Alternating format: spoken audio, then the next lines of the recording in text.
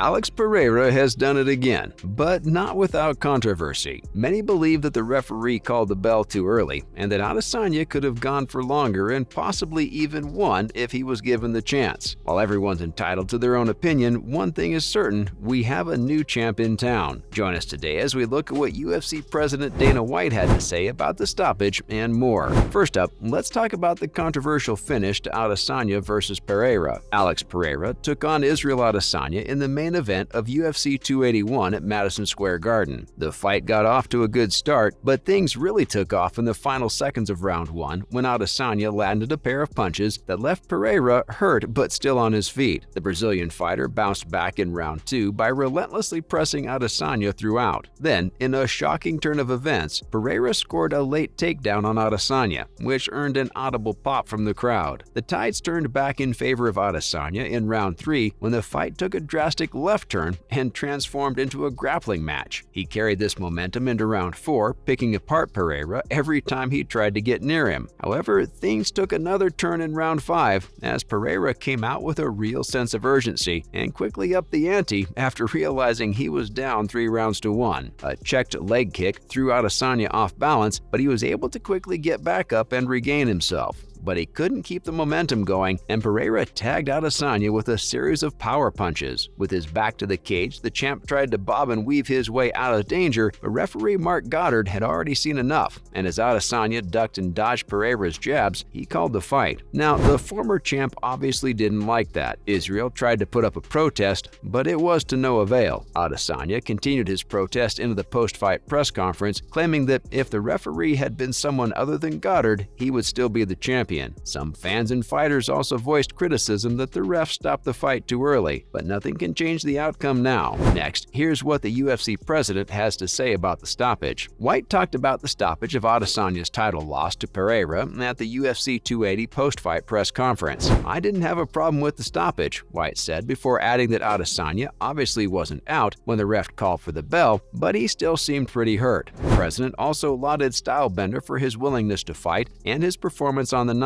White claimed that Israel didn't once look like he was scared of his opponent or that he was worried about losing, despite the fact that he was being absolutely hammered by Pereira, though he did admit that the newly crowned champ did get a little too aggressive toward the 4th round. Moving on, referee Mark Goddard defends his decision. After some fans criticized the call, referee Mark Goddard stepped in to defend his decision to stop the main event at UFC 281. While some fans praised Goddard for sparing Adesanya from unnecessary punishment at the hands of Pereira, others believe the former champion should have been given more time to recover. The ref took to Twitter to explain his actions. He wrote, "Thank you to all who understand the role we play." He also explained that being a referee is all about keeping the athletes safe, writing, "Protection is paramount. Decisions are over the second they are made. The conscience lives forever." Adesanya believes Goddard should have given him more time to recover and joked that the fight should have been officiated by Steve Mazzagatti, who, for context, is a former MMA referee known for his late stoppages. Despite this, the former champ maintained that he could have gone for much longer, saying that he doesn't blame Mark and that he did a good job before adding, "You see it when he gets up." Goddard also indirectly responded to Adesanya's thoughts on the stoppage by tweeting, "My job is to protect. Thank you, Israel. Congratulations, Alex. God bless." Pereira, on the other hand, believes Adesanya would have taken even more punishment if Goddard had not intervened, despite the former champion's insistence that he was still in control. Adesanya was taking some pretty heavy hits, and the referee is there to keep him safe, the new champ claimed, implying that stoppage or not, he was walking out the winner both ways. How's that for confidence, huh? Coming up, White hints toward a rematch. White expressed a lot of interest in potentially booking an immediate rematch between Adesanya and Pereira after his dominant reign ended in disappointing fashion at UFC 281. The UFC president told reporters that he definitely wouldn't rule out an immediate rematch. Given his lengthy and memorable reign as champion, Adesanya is also eager for an immediate rematch for the belt. He also has the numbers to back up his claim. Israel has victories over the majority of the other top contenders in his division, including getting multiple wins over Robert Whittaker and Marvin Vettori, placing him at the very front of the line. Finally, Titus Day has got something to say. While Pereira is yet to comment on the rematch situation, Robert Whittaker's agent Titus Day thinks Adesanya should not be granted an immediate rematch after the shock UFC title loss at the Garden.